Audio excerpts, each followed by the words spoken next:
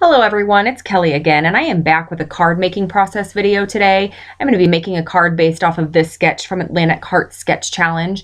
I'm part of the design team for that challenge site, so twice a month I post cards on my blog based off of those sketches. And I'm going to be starting today with a white cardstock base, and it is an 8.5 by 11 piece of paper that I have trimmed down to 4.25 by 11, and then I'm scoring it at 5.5. So it's going to be a top folding card. Next, I'm going to come in with Whisper cardstock, and the Whisper cardstock is a close to my heart cardstock, and I'm going to be using that to make a pocket. So I'm going to take that to the trimmer and I'm going to cut it to 4 by 12, and then I'm going to come in and score it to start making those pocket folds. And I'm going to score it first at 5.25, and then I'm going to score it again at 2.5. And you're going to see me do that here. I'm just flipping it up, and then I'm going to use my bone folder just to make a nice crisp line, and then I'm going to take it back once I know that I have it to the right size. And here's where you'll see me take it back to my trimmer to use my bone folder again to make that second score line at 2.5. Once I have that scored, you're going to see me flip it back around and use my bone folder again to make that nice, solid, seamless edge there. And then I'm going to go back in and make another score line to make a top flap. And I scored that at 3/4, but I actually end up going in and just trimming that off to make that flap in the front there. Now, I knew I wanted to create a scallop border along that flap, but I was worried that I wouldn't get my punch centered right on the card base. So I'm just using that leftover piece of Whisper cardstock and an American Craft scallop border punch to create that scalloped edge. That way I can line up the edge where I like to make sure that the scalloped edges are centered. I'm going to come in with a pencil and make a couple marks, one so I know where to cut it and one so I know where to score it.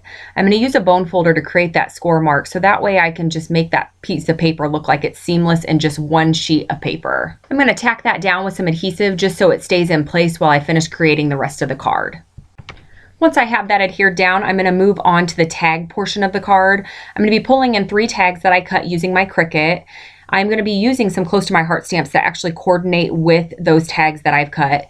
If you're familiar with Close to My Heart's products, you know that their stamp sets coordinate with the Cricut cartridges that they have available. And I am a Close to My Heart independent consultant, so you will see a lot of Close to My Heart stamp sets and inks. Those are what I tend to gravitate towards because I love the quality of the products. But before I start stamping, I'm going to add a little mixed media to this card. I wanted the gray cardstock to have a little bit of texture to it, so I'm going to come in with some white acrylic paint. That's just some cheap paint that I bought at Walmart, and a sponge brush, and I'm just going to create a pattern on the back of this cardstock. No rhyme or reason. I'm just taking the brush and just kind of swirling it around on the cardstock just to get a little bit of texture and a little bit of color on there. I'm going to come in and add a second layer of that paint. I wanted the paint to be fairly thick and I wanted it to have a good solid texture to it. So I'm just doing the same thing that I did before with the same brush, just adding another layer. And then I'm going to move on to the front, but I don't want to add any paint to that flap. So I'm going to hold the flap up out of the way and add some paint to that front panel as well. I'm going to add a couple layers of that paint just so it has the same consistency as that top portion of the card. Now, once that had dried, it just didn't have quite the look that I was going for. So I decided to add a little bit more paint, but this time I was going to come in with a brayer. And this is a brayer that I've had for a little while. I bought it at Tuesday Morning. I think it's American Crafts, but don't quote me on that.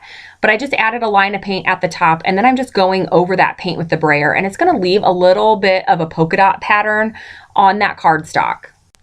Once I'm finished painting, I'm going to bring it back in and make sure that everything is lining up the way that I'd like. And I'm going to bring those tags back in that I had cut. And as you can see, there's one of a pink color, there's one of a dark blue, and there's one yellow. And when I laid it on the paint was just too bold. So I'm going to come in with some vellum, and I'm just going to cut a couple strips of vellum to fit right over that top panel and that bottom panel just to help mute that white paint a little bit. Now off camera, I had added a baker's twine bow, and I had also added some stitching around the entire panel and then through that scallop border piece. I prefer stitching whenever I can. I just feel like it holds up way better than adhesive, and I don't have to worry about when it travels through the mail that the pieces are going to be falling apart. Now is when I start my stamping, and I'm going to be using the Packages, Boxes, and Tag stamp set from Close to My Heart.